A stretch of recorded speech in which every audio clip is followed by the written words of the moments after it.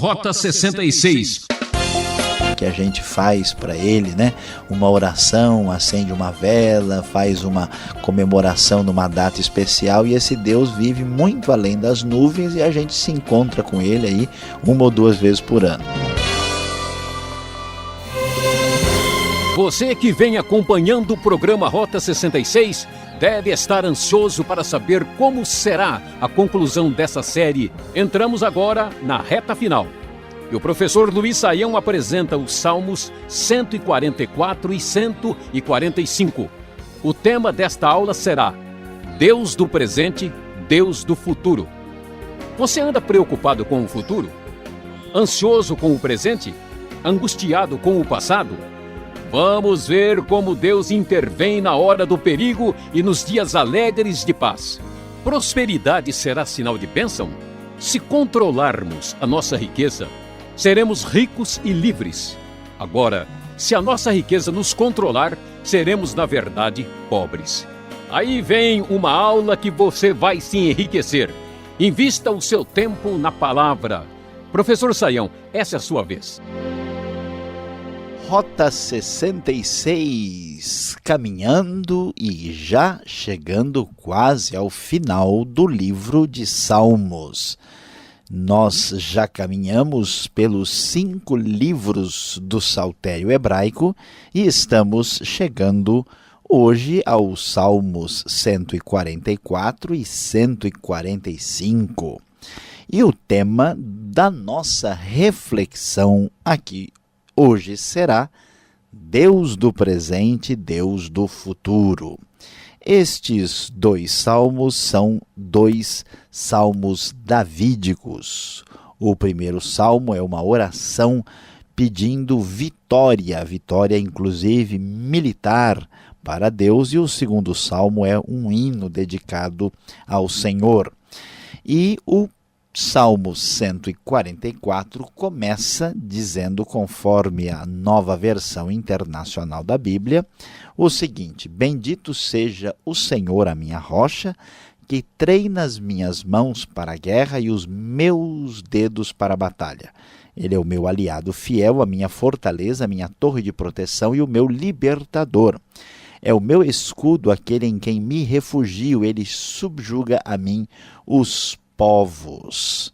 Como podemos observar, o começo do Salmo fala do Deus que abençoa o seu servo, provavelmente aqui levando em consideração a figura do rei davídico, quando ele tem o Senhor que o auxilia na batalha, na guerra. Israel, sendo um país pequeno, rodeado de nações fortes e perigosas, tanto Israel unificado quanto Judá e Israel dividido posteriormente, enfrentaram tal situação e sempre confiaram em Deus para lhes dar vitória nos seus conflitos contra os inimigos. Eles sabiam que o Deus de Israel, o Deus que agia em favor do seu povo, era o Deus do presente, o Deus que estava presente entre eles.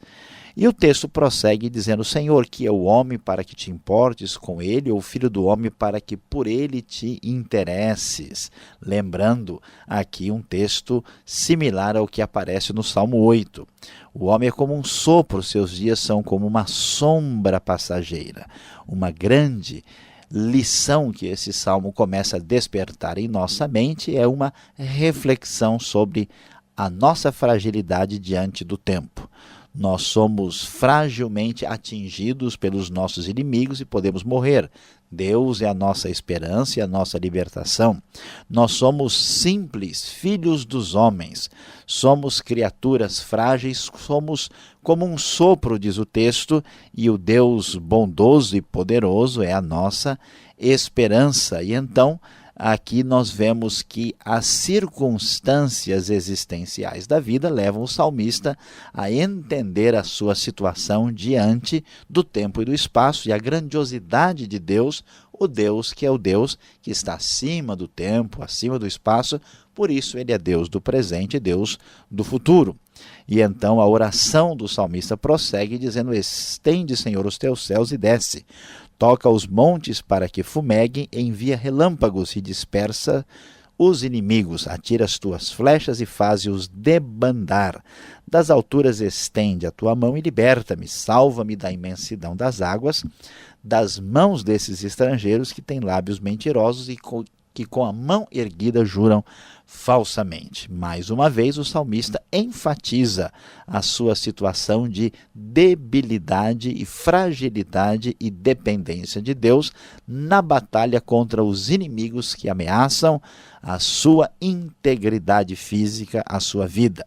Diante de tal realidade, confiando no Deus do presente, o salmista então resolve louvar a Deus. Cantarei uma nova canção a ti, ó Deus. Tocarei para ti a lira de 10 cordas, para aquele que dá vitória aos reis, que livra o seu servo Davi da espada mortal. E ele pede libertação ao Senhor e tem muita expectativa da intervenção divina, porque vemos no verso 12 a sua expectativa de fé se manifestando pelas belas linhas poéticas deste salmo. Então, na juventude, os nossos filhos serão como plantas viçosas e as nossas filhas como colunas esculpidas para ornar um palácio. Os nossos celeiros estarão cheios das mais variadas provisões. Os nossos rebanhos se multiplicarão aos milhares, às dezenas de milhares em nossos campos. O nosso gado dará suas crias, não haverá praga alguma, nem aborto, não haverá gritos de aflição em nossas ruas. Como é feliz o povo assim abençoado, como é feliz o povo cujo Deus é o Senhor. Confiar no Deus, que é o Deus do presente, o Deus do futuro, é ter um espírito muito otimista e muito confiante na bênção, na prosperidade, numa vida abundante marcada pela fartura. É assim que se manifesta a postura do Salmo 144, que entende que essa bênção divina se destina a toda a nação. Como é feliz o povo cujo Deus é o Senhor. Chegando ao Salmo 145, o salmista começa já, conforme o texto da NVI, a louvar e adorar a Deus neste hino, que é um cântico de louvor também davídico. Eu te exaltarei, meu Deus e meu Rei, bendirei o teu nome para sempre. Todos os dias, diz o salmista, que ele fará isso para todo sempre. Grande é o Senhor e digno de ser louvado, sua grandeza não tem limites. Este Deus que é louvado pelas coisas extraordinárias que ele tem feito em favor do seu povo, em favor do salmista, é um Deus cuja memória, cujos feitos irá atravessar as gerações. Por isso, nós vemos que aqui os salmos enfatizam um Deus do presente e um Deus do futuro. Este processo de passar adiante as maravilhas dos feitos de Deus é claramente afirmado no versículo 4. Uma geração contará outra grandiosidade dos teus feitos. Eles anunciarão os teus atos poderosos, proclamarão o glorioso esplendor da tua majestade e meditarei nas maravilhas que fazes. Anunciarão o poder dos teus feitos temíveis e eu falarei das tuas grandes obras. Comemorarão a tua imensa bondade e celebrarão a tua justiça. O salmista aqui antecede aquilo que tem sido uma grande verdade e realidade através dos séculos e milênios, quando nós nos lembramos das comunidades da fé. Tanto os judeus como os cristãos, através dos séculos e milênios, têm exatamente feito isso que o salmista está dizendo, contando à próxima geração a grandiosidade dos atos poderosos de Deus, comemorando, celebrando a bondade e a justiça de Deus e falando das suas grandes obras na história. Isto nos leva a um conhecimento de quem Deus é. O Senhor é misericordioso, compassivo, paciente e transbordante de amor. O Senhor é bom para todos, diz o verso 9. A sua compaixão alcança todas as suas criaturas. Veja só, desde do urso polar até o gafanhoto, até mesmo a pequena joaninha e o hipopótamo são aí alcançados pela compaixão divina. Rendam-te graças todas as tuas criaturas, Senhor, e os teus fiéis te bendigam. Eles anunciarão a glória do teu reino e falarão do teu poder. Este Deus que é comemorado, que é celebrado, é o Deus que é aqui objeto desta grande festa que passa de geração a geração. E não só é anunciado a glória do reino de Deus, como diz o verso 11, não só o glorioso esplendor do reino divino vai ser reconhecido, mas não apenas isso, mas o próprio Deus permanece e reinará para todo sempre, porque Deus não é apenas Deus do presente, não é apenas Deus do futuro, ele é o Deus eterno, para todo sempre e sempre. Amém. Diz o verso 13, o teu reino é reino eterno e o teu domínio permanece de geração em geração. Diante desta realidade, sabendo nós quem Deus é, como ele é Deus do presente, como ele é Deus do futuro, como ele é o Deus da eternidade, o Deus que age nos momentos mais complicados da nossa vida, aqui sim nós vemos por que o salmista mostra e manifesta a sua esperança e expectativa na pessoa do próprio Deus. Como Deus é tudo isso, o que o salmista pode dizer? É muito fácil de confirmar a partir do verso 14. O Senhor ampara todos os que caem e levanta todos os que estão prostrados. Os olhos de todos estão voltados para ti. Tu lhes dás o alimento no devido tempo.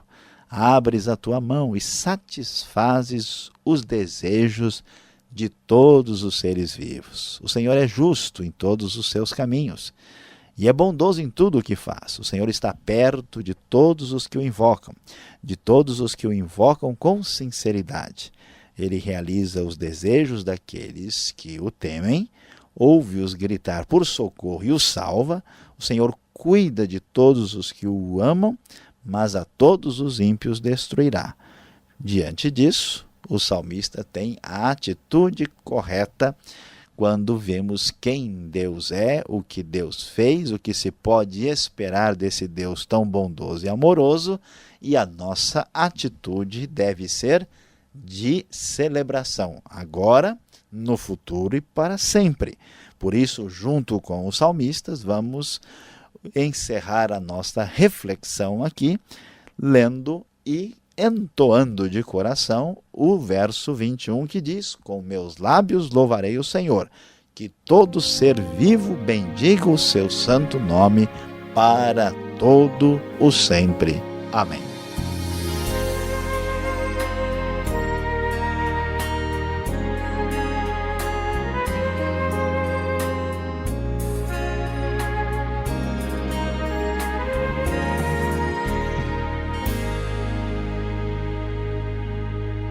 Esse é o programa Rota 66, o caminho para entender o ensino teológico dos 66 livros da Bíblia.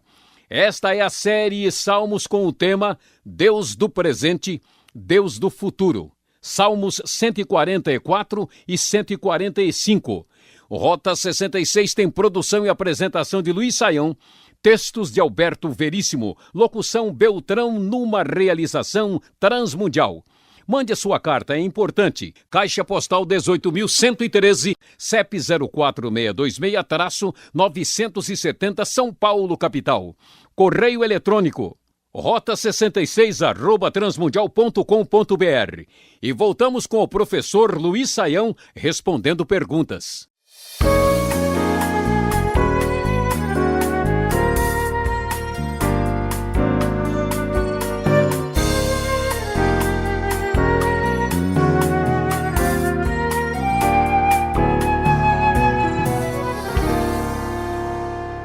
Seguimos em frente agora com as perguntas ao professor Luiz Saião, Deus presente, Deus do futuro, no Salmos 144 e 145 você está acompanhando.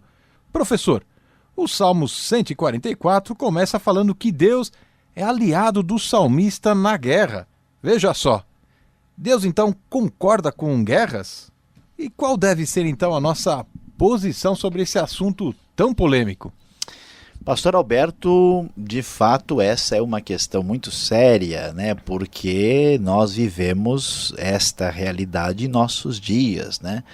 Nós não só tivemos 2 guerras mundiais assustadoras aí no século XX, onde seguramente mais de 60 milhões de pessoas morreram, como desde a Segunda Guerra nós não passamos um ano sequer sem guerra no nosso pequeno planeta aí do sistema solar. Então a guerra é um grande problema e quando a gente lê na Bíblia a gente fica meio confuso, porque parece que Deus até gosta um pouco de guerra, ele é o Senhor dos exércitos. Como é que é isso, né? Então veja bem, a primeira coisa que a gente deve destacar é que Deus, ele aparece como o Senhor dos exércitos, não como um guerreiro, invasor, destruidor, injusto. Ele é principalmente o defensor e libertador do seu povo. É claro que muitas vezes acontece com Israel de atacar outros povos sem necessariamente ser em defesa, mas como nós já abordamos aqui no Rota 66, isso tinha a ver especificamente com o julgamento, o juízo de Deus contra uma determinada nação. E quando nós pensamos em guerra hoje, é claro que até olhando para o Novo Testamento, nós vamos ver que o desejo de Deus é paz, o desejo de Deus é a vitória absoluta da transparência, da tranquilidade, né, do momento aí sem qualquer conflito e ruptura entre os seres humanos. Mas nós vivemos num ambiente complicado e difícil. Então, como cristãos hoje, a gente deve fazer uma separação muito grande. Uma coisa é a gente participar de uma guerra injusta, motivada, né, por interesses escusos aí, questionáveis, e outra coisa, por exemplo, é você participar de uma guerra para defender o seu país que alguém está tentando destruir. Então, nós temos que ter uma postura equilibrada. Infelizmente, né, o ideal seria não utilizarmos da força e da violência nunca. Mas como nós vivemos num universo caído e o reino de Deus ainda não chegou na sua plenitude, nós ainda vamos precisar de polícia, vamos precisar de delegacia, de autoridade e de exército, até que a vitória do Rei dos Reis, plena e absoluta, não permita que mais nenhuma dessas coisas seja uma necessidade em nosso meio. Olha, mas aqui o salmista, o tempo todo, já são quase 150 salmos e ele só fala de inimigos. Tudo bem, ele fala de Deus, que é grande, é belo, é profundo, é poderoso, mas sempre ele coloca o inimigo na história. Por que o salmista tinha essa mania de perseguição, hein, professor? Será que era o mundo da lei do mais forte? Que utilidade, que aplicação tem para nós hoje saber de inimigos e inimigos? Pois é, pastor Alberto, de fato isso chama a nossa atenção e a verdade é semelhante àquilo que você já sugere, um mundo onde há luta, onde há espaço para discutir quem tem o poder. Então, em função dessa realidade, o salmista está constantemente ameaçado. Mas a razão por que a discussão dos inimigos aparece aqui tem a ver muito com a nossa espiritualidade. Por quê? Onde é que está o foco da questão? O problema é que a gente não tem uma noção muito clara de quem nós somos, das nossas limitações e de quem Deus é, até o momento quando vemos a nossa condição humana ser ameaçada. Então, quando o sujeito está com o inimigo batendo na porta e ele vê o perigo da sua não existência, né, a sua morte, a não existência nesse mundo chegar mais cedo, ele parece que cai uma ficha na cabeça dele, ele parece que descobre o que é a vida. Então, esta situação de ameaça constante é que desperta a consciência do salmista e que o faz enxergar quem ele é, enxergar quem Deus é e a ação de Deus na história. Então, por incrível que pareça, essa situação tão terrível e complicada é uma espécie de mola propulsora que leva o salmista a enxergar a vida, a espiritualidade e Deus muito a sério. Uma coisa é certa, né? Antes cair a ficha do que cair uma bomba na cabeça. Aí não tem tempo para muita coisa, né? Sem dúvida alguma. E antes que caia o próprio salmista no chão de uma vez também, né? Agora, o Salmo 144, ele termina, e olha um versículo aqui que eu já vi em várias passeatas pelo Brasil afora. Bem-aventurado é o povo cujo Deus é o Senhor. Se religião não é uma questão assim particular, como é que esta fé ela pode abençoar, então, uma nação inteira? Há um exagero aqui? Pastor Alberto, de fato, nós hoje entendemos, por causa do tipo de sociedade e cultura na qual vivemos, que religião, que fé é uma coisa que a gente escolhe assim como a gente escolhe uma roupa na loja. Você gosta do quê? Eu gosto do vermelho, eu gosto do azul, eu gosto do verde. Então o sujeito, olha, eu vou optar, né, por essa religião porque é um negócio legal e gostoso. Mas, na verdade, as coisas não são assim, né? Uma fé religiosa, ela traz para nós uma visão de mundo e de realidade.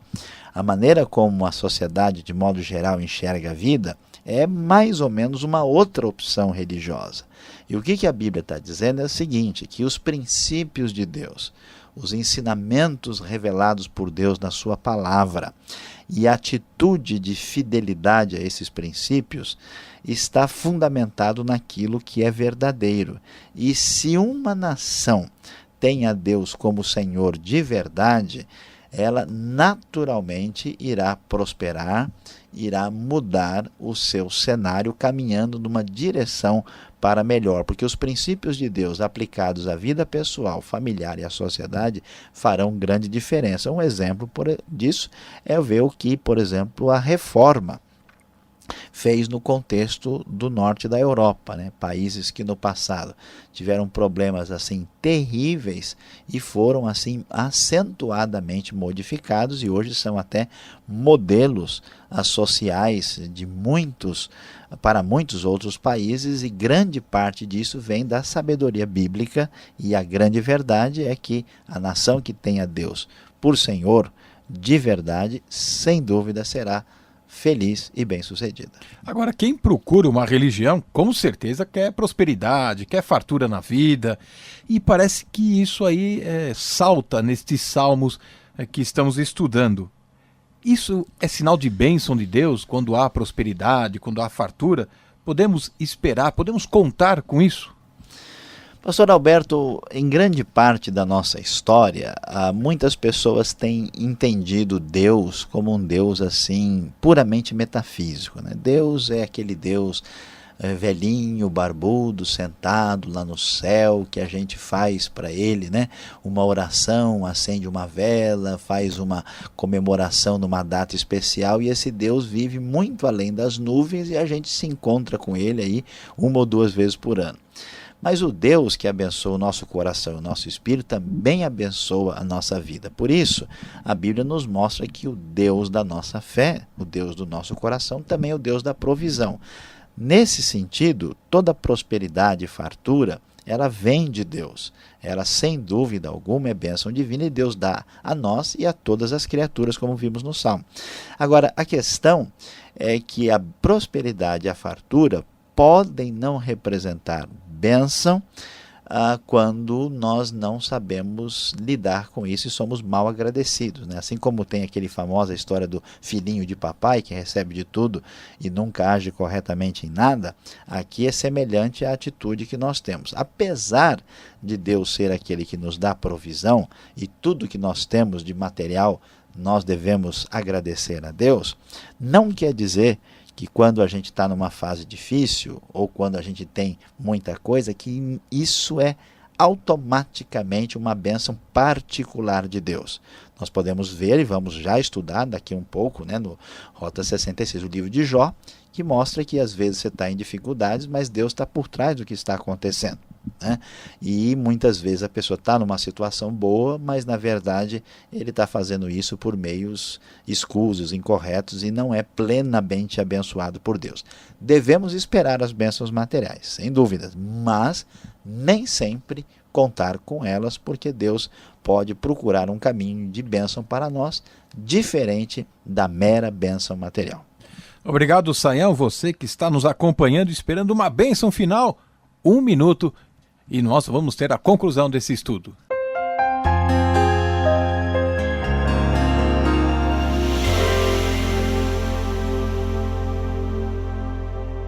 Hoje no Rota 66 você acompanhou o Salmo 144, 145, estudando conosco o Deus do presente, Deus do futuro.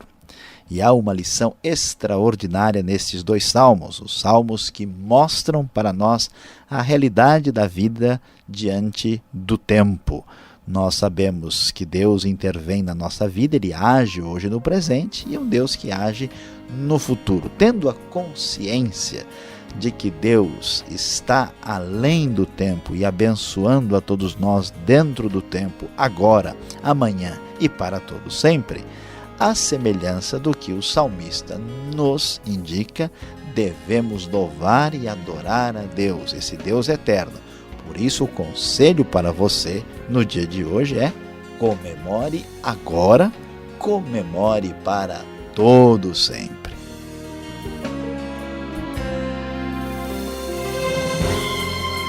Encerramos mais um Rota 66. Não perca no próximo programa o último estudo em Salmos, nesta sintonia e neste mesmo horário. Veja o site transmundial.com.br. E até o próximo programa Rota 66. Deus te abençoe e tchau!